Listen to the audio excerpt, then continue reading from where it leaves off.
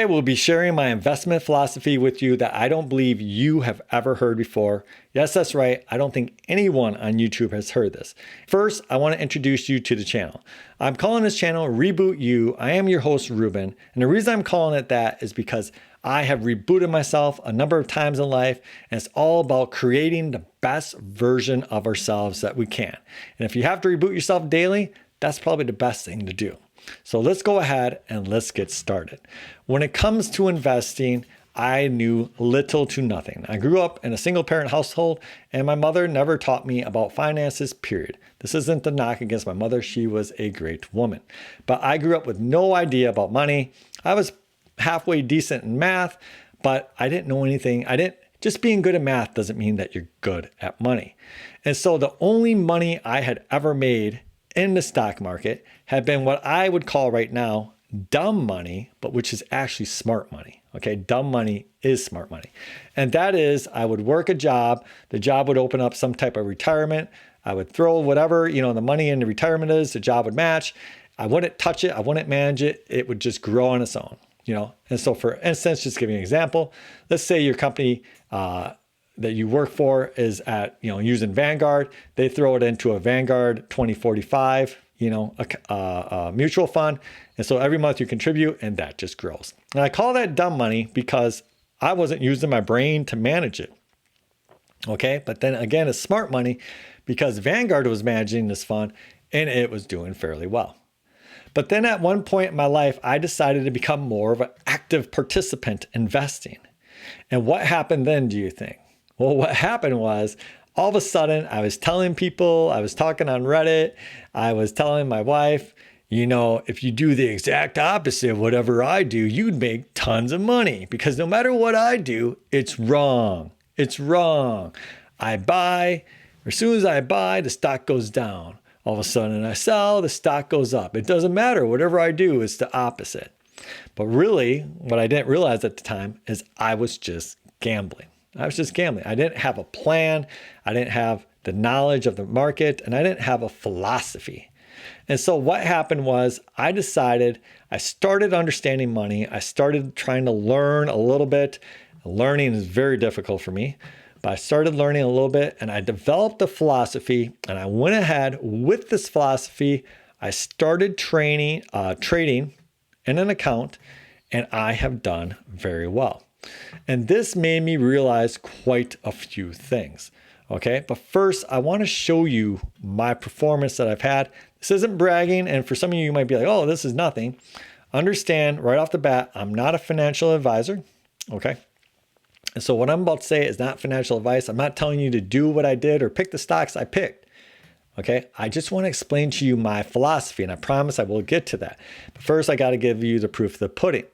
So I went into my Vanguard account, which had been through like my jobs, and I took a portion of it that I was comfortable with. Obviously I didn't take the whole thing, or even close to the whole thing, because I was like, I don't want to risk all this. I know I don't know how to invest, and I hadn't been doing very well.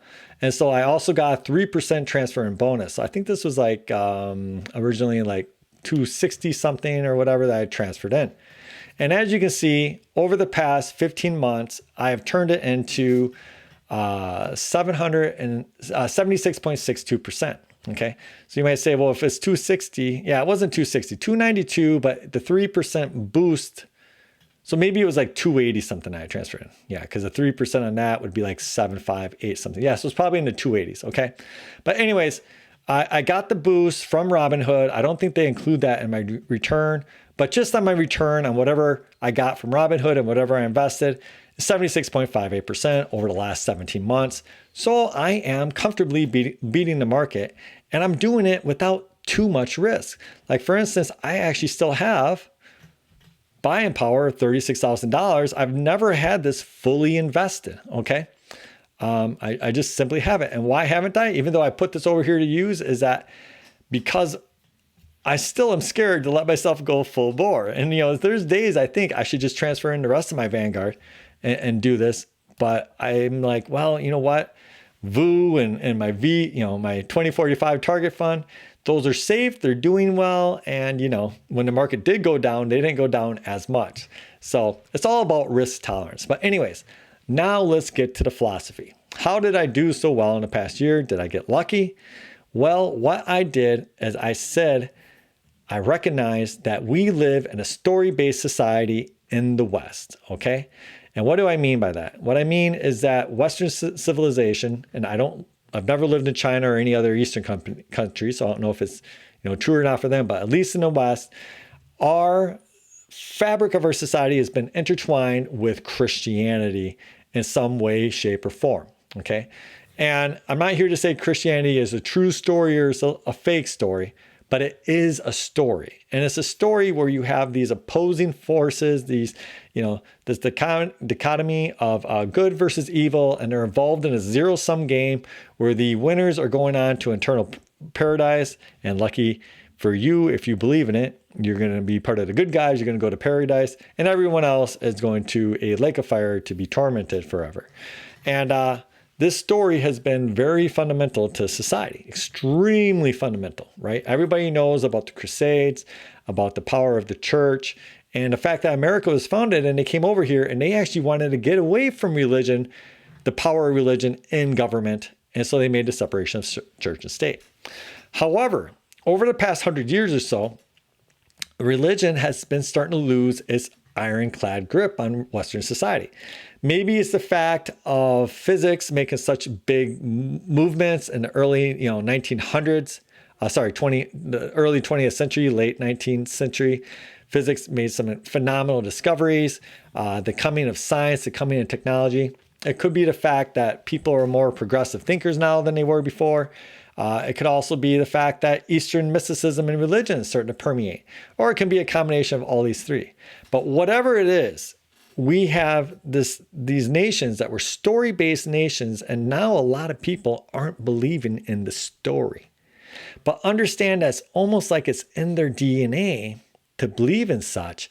And so they're looking for something, not everyone, but a lot of them are looking for something to fill that hole in their lives, to satisfy that programming that has a need for that story. And guess where they're turning to? And this is where we come to investing. They're turning to corporations. Okay?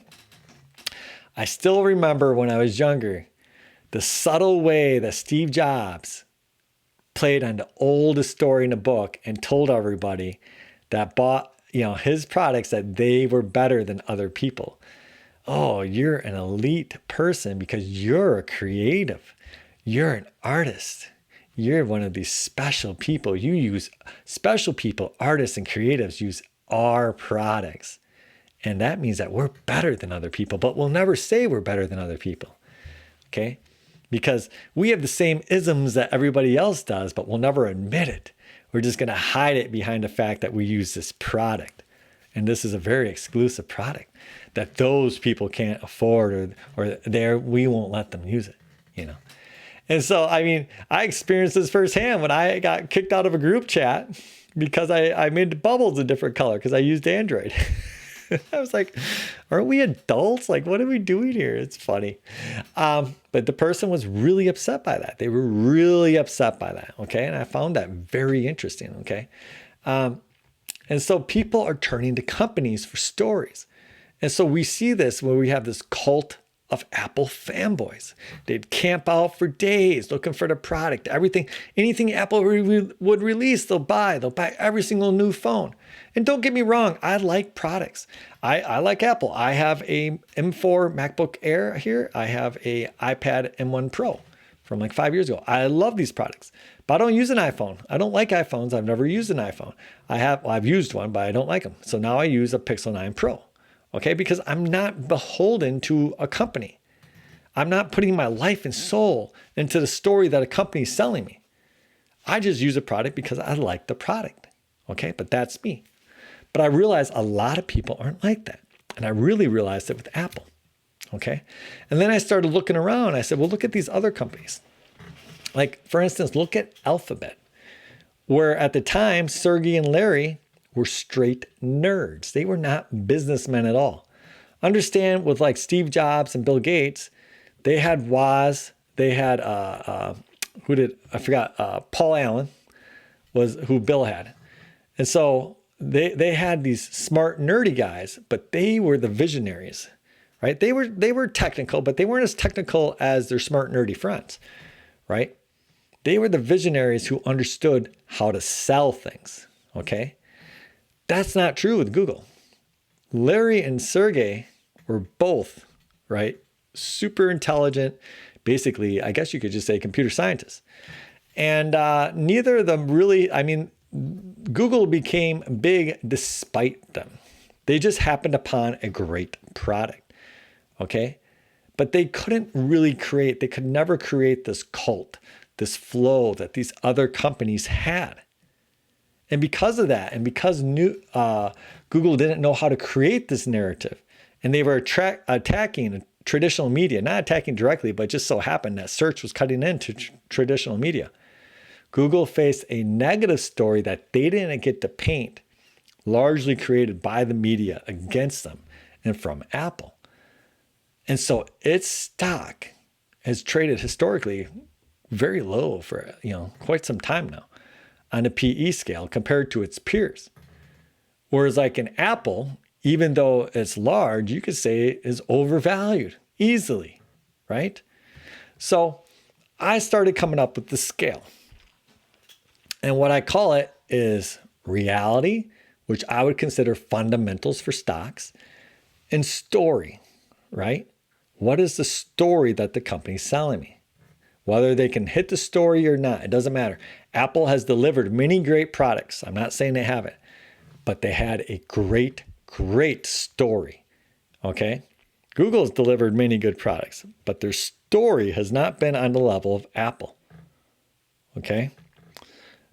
And so that's how I started looking at stocks. It's based on this scale. And it's not something that I can give you to analyze. It's just something that is intuitive that I kind of look at and I gauge myself. But let me give you a couple examples. In the media, Facebook got just hammered like 4 or 5 years ago. Every single day, new scandal, new this, new that. Mark Zuckerberg was the most hated man on earth. I was like, boy, this is a very negative story on my scale, right? All the news coming about Facebook is bad. However, the reality of Facebook was they had multiple products with billions of users, okay? They had acquired WhatsApp. They had their own Facebook product, right? And they were putting their investment dollars into things that I thought were good bets. Now, at the time, at least I thought, okay? And one of those ended up panning out with AI, and the other one hasn't yet with the metaverse, but it might. And so I was like, the story doesn't really match up with the reality, but it's not overpowering, okay? So what I do is I look at it and I say, which way is it flowing on here, right? And so we have a negative story that has more strength, but it's not like it's overpowering, right? But then what happened was all of a sudden there's an interview, and I forgot the show, but some analyst came on and he was like, I think Facebook is going to be bankrupt. And I was like, what? And then all of a sudden I heard other people talking about this in the media and writing articles. And I was like, this is nuts. This is absolutely crazy. This does not match reality. Now the story being pushed does not at all. It's overpowering the other side. And my thesis is that when that happens, it will snap back. And so I loaded up on Facebook. I almost caught it at the bottom. It is still to this day one of my best buys in terms of actually trying to catch something at the bottom. Caught it at like $93. I think it was my basis, or 92, and it got down. I think it touched 89. And I've sold on the way up. I look back, I wish I didn't sell, but I still have 166 shares. I've done very well on Facebook. Okay, so that's one example there. Another example would be just Google recently. Okay, Google, again, financially, powerhouse. Does anybody on earth have a balance sheet like Google? They produced the most net operating income of anybody in 1 year ever last year. not Apple, not Saudi Aramco, Google made more hard-earned cash, paying out all expensive stuff, just more cash left over than anyone else last year. So over $100 billion. They have been growing search, which has been dying. Search has been dying, and they're still growing at 10 to 12% each quarter. Okay? But like I said, this negative story, Google cannot control the story, but this negative story isn't crazy out of whack. It's not so far out of whack. Yes, is it out of whack? Absolutely. But like I said, it's not to the point where I think it's forced to snap back. That is until I saw guys like Gene Munster come on CNBC. I'm sure many of you saw this and said Google is the next eBay. Alphabet is the next eBay. Alphabet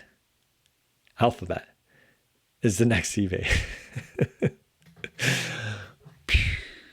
Alphabet, who had just gotten off the biggest net operating income haul of any company ever in history, is the next eBay. Alphabet, which is growing search, is the next eBay. Alphabet, which is in a duopoly with Apple on an operating system. Alphabet, which has the largest browser, a monopoly on a browser market. Alphabet, which has a monopoly on search. Alphabet, which has the best AI chips out there, that their competitor, OpenAI, had to sign a deal with them to get into their cloud. Okay, understand that Google doesn't sell these chips, but if they could produce and sell these chips, I know there's been talks that they've been exploring that, but they'll never be able to do it because I think they're underestimating how hard it is to sell chips. But if they could sell these chips, okay, they would give NVIDIA a run for their money because their chips are much, much better. NVIDIA's AI chips are GPUs that just happen to be good for AI. Alphabet's AI chips are tensor processing units which were specially designed for AI. And in fact, their latest version, Ironwood, was specifically made only for inferencing, and it blows everything else out of water, even the specialized offerings from Amazon and Microsoft. Alphabet, which quantum computers, they are considered the leader in. If they're not the leader, they're right up there. Okay? This company is going to be the next eBay. Boom. Now, I've always kept a stake in Alphabet. Okay, always. I've always had a few hundred shares, but I would never go too deep into it because I was just like, well, the story. But once Gene Munster said that, I said, this guy is a clown, right? And he used to be a Google bull.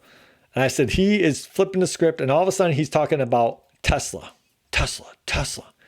right? He jumped on the bandwagon, and I was like, this guy's a clown. And so I loaded up an Alphabet, and we've seen what's happened, right?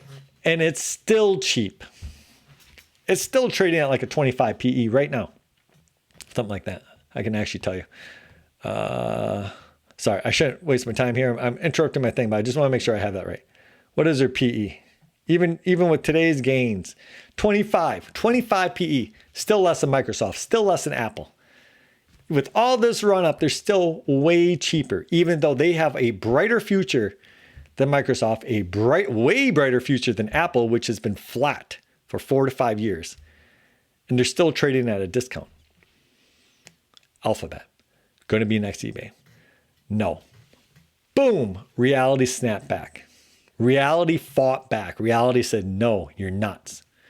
Okay? Now, on the other side, Elon paints Elon is the next, in my mind, he's the next Steve Jobs in the sense of sales. He is building a cult following that I think puts even Apple's to shame. When I started watching his product demos and launches, I would see guys, these soulless, mindless zombies, cheering. They look like they were at a religious revival. Elon, I'll do anything for you. Just cheering their minds out over a freaking product. Again, the West is missing out on spirituality. But we're not going to talk about that today. These people were celebrating the launch of a phantom vaporware product probably 10 times more than they would celebrate the birth of their own child. And I looked at this, I was like, wow. But it was a newer company. And even though the story was really out of whack with reality, right away, when he said that summon from LA to New York, I was like, boy, this guy is out there. Then he started talking about crypto, early on, 2015 and stuff. I said, he has no idea about crypto. But I also realized, I was like, he is a great salesman. And it's not just a great salesman. He is building a cult.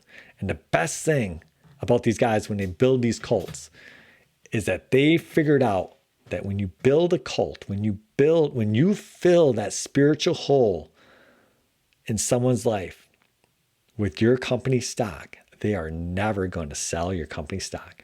So if you fill it with Bitcoin, you're a Bitcoin evangelist, you fill it with Bitcoin, or you fill it with Tesla stock, that guy, that woman, that being is never going to sell because it becomes sacred to them.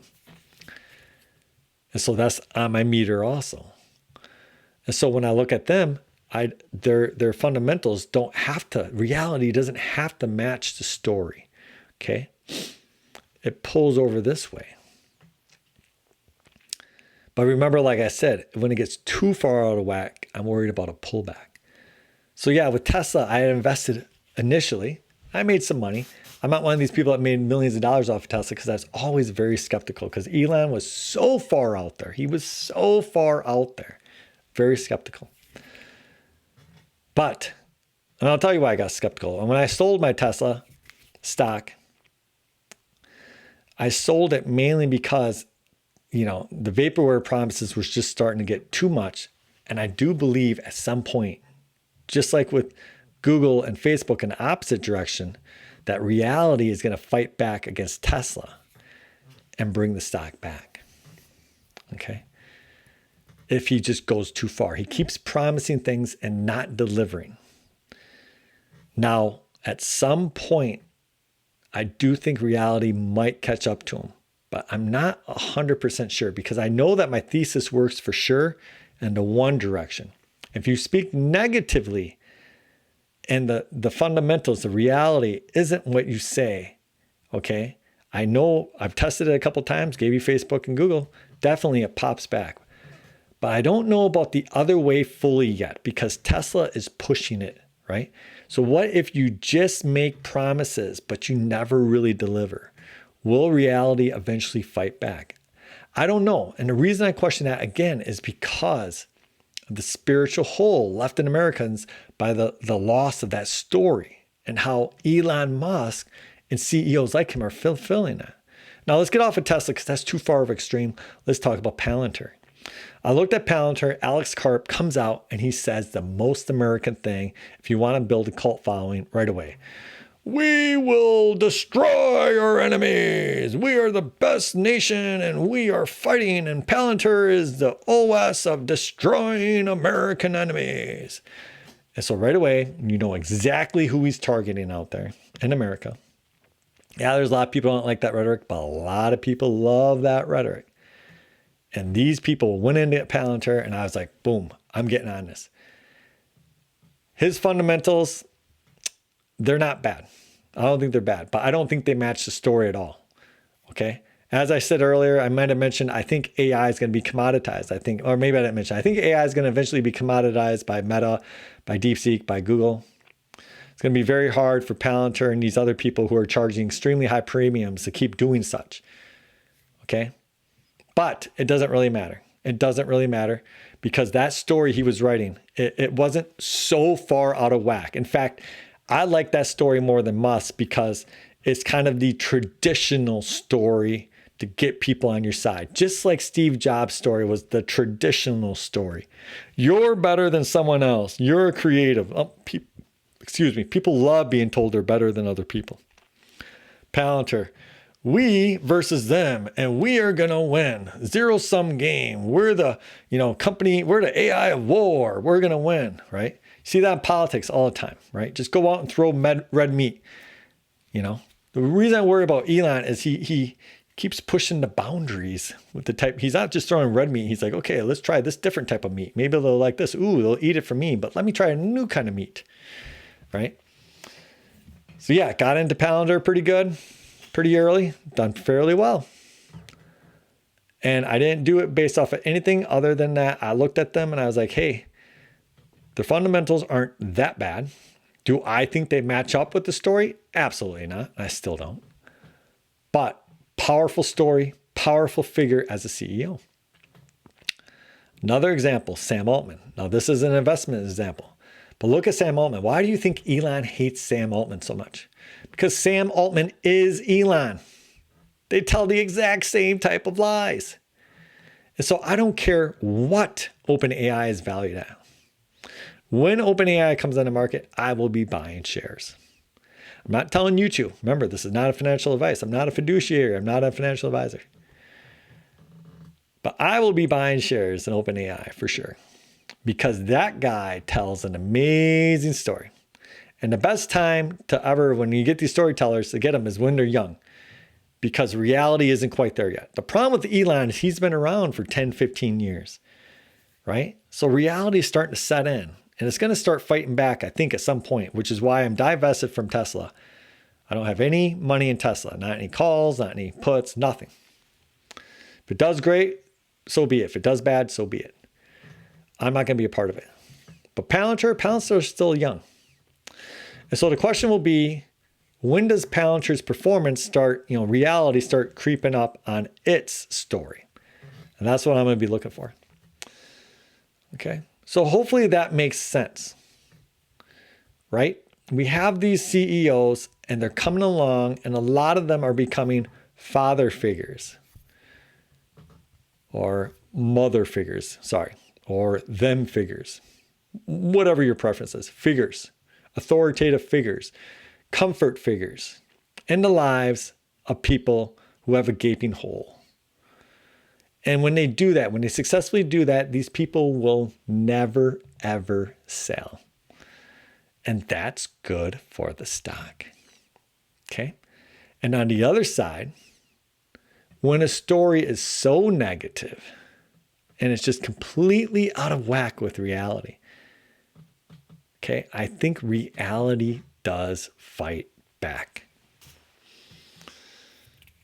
So that's what I've been investing in. I look at the story. Now, am I saying I don't look at other things? Of course I do. Of course I do. Because like I said, fundamentals, reality is part of my scale. But I make sure I include the story. I don't just look at fundamentals. Like for instance, I'm on SoFi. SoFi CEO isn't this dynamic, great figure. He's not like Alex Karp. But he's a solid CEO. And somehow, SoFi is developing a cult following online. You'll see these channels popping up that are only devoted to SoFi, it seems like. And it's like, wow, what's going on here? And so they actually have, SoFi is a good example. SoFi's got a good story, right? Good story. But they also have pretty solid fundamentals. And they're young, right? Where fundamentals aren't as important. Reality becomes stronger and more important as you get older. But when you're younger, you can be in dream world a little bit. You can definitely be in storyland. And so it's a weird thing where they don't even have their CEO creating this great story. It's like the community's creating it for them, and they're doing pretty good. Now, I am a little worried because I like it when the CEO is creating the story. I would rather see the CEO create the story. Just personally, I would. Right? I'm not saying this, and I know Elon Musk is a polarizing figure, but I would like to see every executive with a little bit of Elon in them. No pun intended there. Okay, in the sense that, could you imagine Sundar Pichai if he had a little bit of Elon Musk sales skills? I don't want Sundar coming out and just outright lying to me and telling me I'm going to be in a flying ship next year. Okay, I don't want him doing that type of Elon stuff. But what if he could come out and just rile the crowd up like Elon? Get them frothy. Get these guys like, I'm never selling Google. Right? Google might be valued at 200 earnings. It could be a $10 trillion company right now. Because its fundamentals aren't out of whack with that. It really isn't. Really. So that's what I got for you guys today. Let me know what you think. And also, I wanted to tell you something. This isn't, sad story or anything. This is just, I wanted to give you a hint because I showed you earlier when I had an iPad, but I do want to show you this event. This was my third OWI, 1/20/2013, pled guilty 9/3/2013, 12 years ago. Okay. Went to jail, big fee. I was an alcoholic for a long time. I battled it. And when this happened, I was essentially broke. I lost my job. I got fired from my job. I got my DUI. Even though driving drunk is stupid, please don't do it. But I was driving around a scooter because in my twisted mind, I thought, hey, I'm on a 150 scooter. I can't hurt anybody, right? But what, of course, I forgot is I can hurt myself. And I ended up crashing it on the interstate. It was like -5 degrees out and I was riding a scooter. My face actually, you can't see it here, but I had an open face helmet and I got frostbite. And I ended up blowing a .26 after getting to the hospital a couple of hours later. So I was probably way more intoxicated. But yeah, it was a bad event. And, I had to go to jail for a little bit. I was on a monitor, had to blow into a thing for my car, all these types of things. But most importantly, I had to pay a huge fine. I lost my job and I was, for all intents and purposes, completely broke. And so when I'm showing you that stuff, I'm not coming on here and telling you I'm a $100 million heir, but I have fought my way up out of the gutter and I had no help to do that. Okay. And I know a lot of people talk about that, and I'm not saying that to say, oh, look at me, but I'm just telling you, that's what this channel is going to be about. And I'm going to tell you something right now. I want you to listen to this more than anything. And I don't want you to take it the wrong way at all. Please. It's important, especially if you're in this situation. Coming out of addiction was one of the hardest fights of my life. The first time I ever drank, I knew I had a problem, literally. I was trying to quit drinking from the first time I ever drank. And I would imagine that only an alcoholic or an addict can understand what I'm saying there. I'm sure there's many of you out there like that. If you've never had those type of problems, you probably don't understand what that means. Don't worry about it. But what I can tell you is I've been sober for quite some time now. But with sobriety, I got to a point what they call the bottom. And when you're at the bottom, you're forced to make this choice to reinvent yourself. You really have no choice. You're either going to prison, you're going to death, or you're going to remake yourself. And I did. Okay? I started doing some of the things I'm telling you about today. I remade myself. However, in a way, it's easier to do it. And I'm not telling you, go out and get addicted. I'm not saying that. It's easier to do it, to remake yourself when you have problems like that, because you're forced. What I found out in the last 12 years since then is I will fall into comfort traps. And these comfort traps are really weird because I'm not achieving something that I want to achieve. I'm not following through on an idea. I'm not following through on a dream. And I'm holding myself back. And the reason I'm holding myself back is because I'm comfortable. And I've found that remaking myself out of that is difficult. I had to remake myself out of my addiction. If I got another DUI, it would be a felony. I could be risking prison. I wasn't going to prison. I hated going to jail. Hated it. Plus, my wife was on the verge of leaving me. I woke up in the hospital and nobody was there. Not my wife, not my kids, none of my family, none of my friends. I don't blame anybody. I'm not saying that in a bad way. I wouldn't have come to visit me. How moronic was that? Okay? But I had to look at this stuff and say, whoa, what is this? And I was forced to make the decision. But what about when your life is somewhat comfortable, but you're not achieving your dreams? How do you remake your life then? And that's what our channel is going to be about. And so today, what I'm going to share with you, because I said I'm always going to give you something to do, and we're going to do it here 3 times, is that almost every day I will say mantras to myself multiple times a day.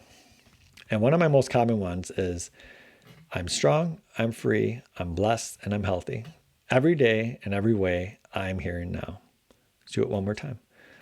I'm strong, I'm free, I'm blessed, and I'm healthy. Every day and every way, I'm here and now. I'm strong, I'm free, I'm blessed, and I'm healthy. Every day and every way, I'm here and now. That simple saying helped. When I first got into sobriety, my mind was filled with nonstop negative thoughts. That simple saying right there helped pull me out of that dark abyss. Every time I had those thoughts come in, I just turn my brain off and repeat that. And I think because of what it's doing is reprogramming my brain. And now I don't have to say it as often because I don't have those thoughts, because I changed my brain. I rebooted myself in regards to that. But it's a continual process. It doesn't mean that I'm forever going to lose that. Sometimes I got to reboot again. Okay? And so that's what this channel is going to be about. Let me know what you think down below. Have a great day.